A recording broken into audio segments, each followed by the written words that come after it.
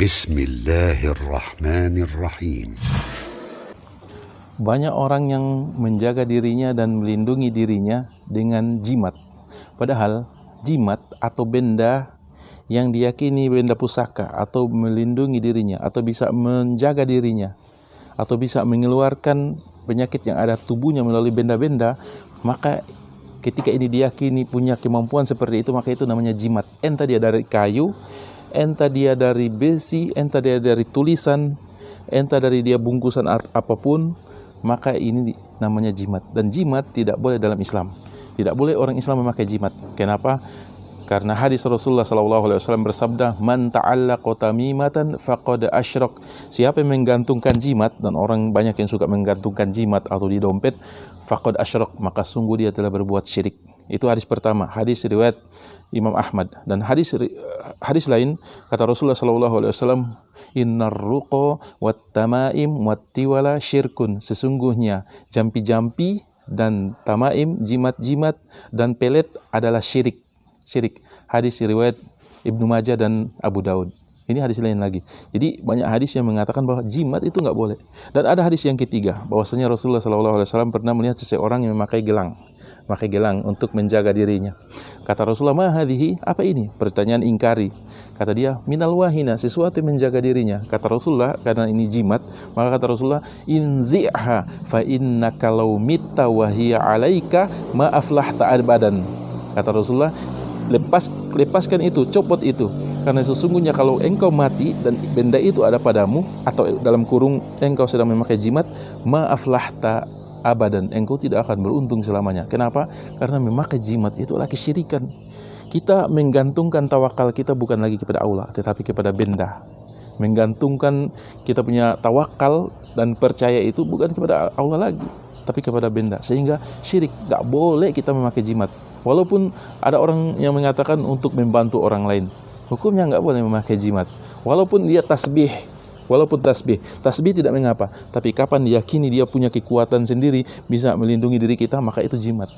Gelang, cincin, kalung atau apa yang digantungkan, maka itu jika diyakini punya kekuatan menjaga diri kita, melindungi diri kita, maka itu jimat. Dan jimat hukumnya syirik, nggak boleh kita pakai. Dan kita akan lihat video yang akan kita bongkar bagaimana jimat yang diberikan oleh orang-orang Mogogono, orang Mongondo bilang, atau orang-orang yang membuat air dan sebagainya.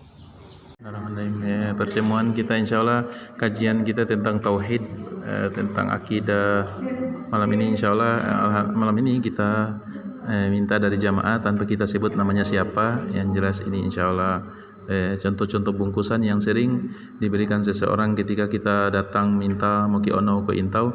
Kita walaupun dia ustadz, walaupun dia haji, ketika dia memberikan bungkusan seperti ini bungkusan, kita nggak tahu isinya, nanti sebentar kita akan buka.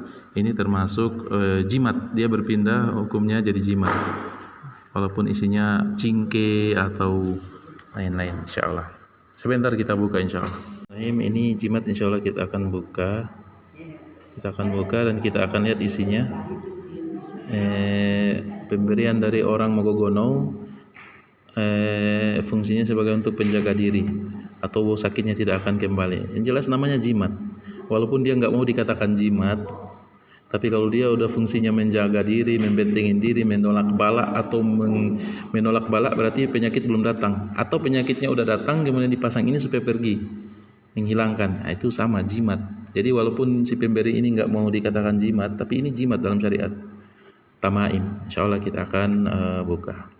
Ini kayu dari hasil bungkusan pertama kita buka. Ini kayu nggak masalah dia. Kayu nggak masalah. Kayu fungsinya untuk kayu bakar, untuk buat rumah, pondok. Tapi ketika dimasukkan ke kain putih dan diberikan kepada orang untuk fungsinya menghilangkan sakit, maka berpindahlah dia hukumnya jadi jimat. Ini bungkusan kedua kita akan buka ini. Ini bungkusan ketiga kayu juga. Majelis ibu-ibu. Kayu semua. Ini yang kita buka ini segitiga. Bungkusan ketiga ini kaminyan. Jadi kaminyan itu boleh digunakan. Di Arab juga kaminyan macam-macam. Ada merah, ada yang putih, ada hitam untuk pengharum ruangan. Jadi dibakar untuk pengharum ruangan, bukan untuk dijadikan bungkusan atau mengirim doa bukan. Bungkusan dari orang yang menggogono ini nggak boleh dipakai dalam Islam, karena dalam hadis man 'allaqa tamimatan faqad asyrak, siapa yang menggantungkan jimat maka dia sungguh telah berbuat syirik. Jadi ini kamenyan bungkusan keempat, ini bungkusan ketiga kayu-kayu tapi beda kayunya. Baru ini bungkusan kedua kayu juga tapi agak putih. Ini bungkusan pertama kayunya lebih banyak.